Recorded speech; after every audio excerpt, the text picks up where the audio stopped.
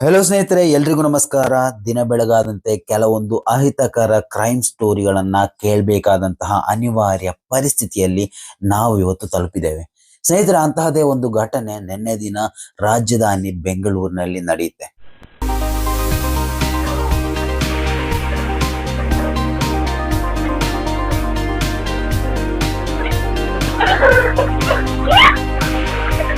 ಆ ಒಂದು ವಿಚಾರದ ಕಡೆ ನಾವು ಮಾಹಿತಿಯನ್ನ ಸ್ಪಷ್ಟವಾಗಿ ತಿಳಿದುಕೊಳ್ತಾ ಹೋಗೋಣ.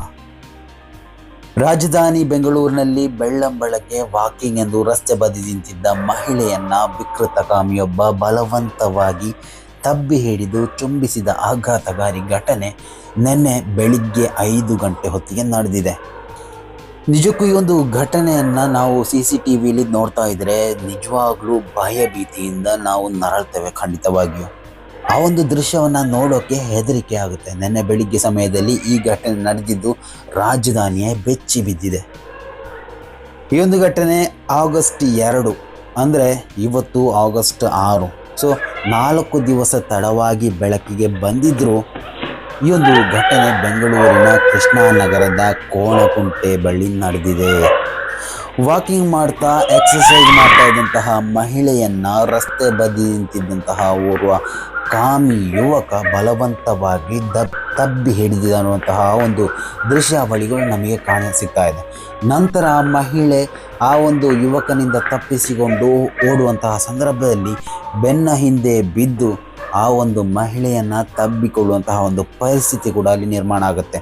ನಂತರ ಆಕೆ ತಪ್ಪಿಸಿಕೊಂಡು ಬಂದರೂ ಸಹ ಹಿಂದೆ ಬಂದು ಆ ಒಂದು ಮಹಿಳೆಗೆ ಹಿಂಸೆಯನ್ನು ಕೂಡ ನೀಡ್ತಾನೆ.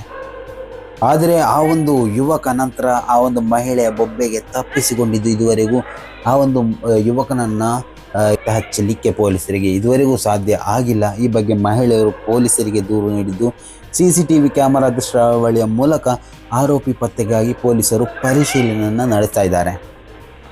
ಇವಾಗ ಸಿಲಿಕಾನ್ ಸಿಟಿ ಅನ್ನುವಂತಹ ರಾಜಧಾನಿ ಬೆಂಗಳೂರು ಮಹಿಳೆಯರಿಗೆ ಸೇಫ್ ಅಲ್ವಾ ಅನ್ನುವಂತಹ ಒಂದು ಕ್ವಶನ್ ಕೂಡ ಕಾಡ್ತಾ ಇದೆ.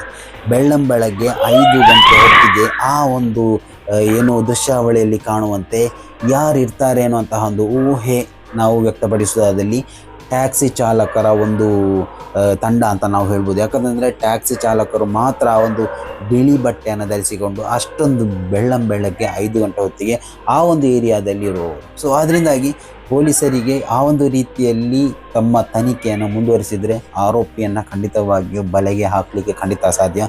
ಸ್ನೇಹಿತರೆ, ನಿಮ್ಮ ಅಭಿಪ್ರಾಯಗಳನ್ನು ದಯವಿಟ್ಟು ಕಮೆಂಟ್ ಮಾಡಿ. ಮುಂದಿನ ಮಾಹಿತಿಯೊಂದಿಗೆ ಮತ್ತೆ ಭೇಟಿಯಾಗೋಣ. ಅಲ್ಲಿವರೆಗೂ ನಮಸ್ಕಾರ.